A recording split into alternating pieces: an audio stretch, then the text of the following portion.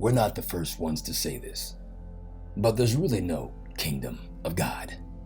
This is just a silly idea born in long ago oligarchic societies whose leaders needed an existential justification for their privileged existence. But God on a throne is not God at all. If you really want to know God, then understand God is everything and everyone, everywhere, all at once. To be more specific, God is the original consciousness that has always existed.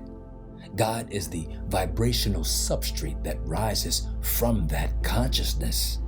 God is the atoms that bind that vibration. God is the molecules that arise from this bondage. God is the biological cells that emerge from the molecular variations. God is the systemic integration that is all life.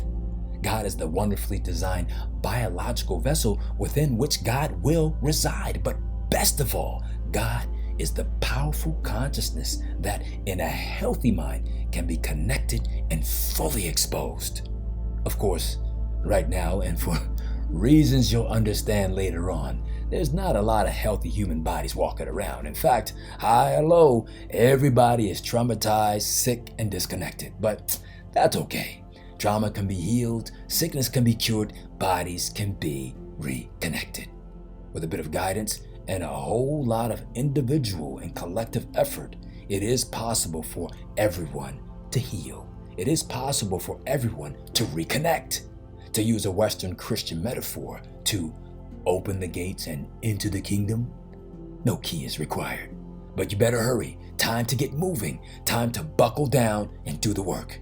In case you hadn't noticed, time is running out fast. For the Lightning Path, my name is Issei. Welcome home.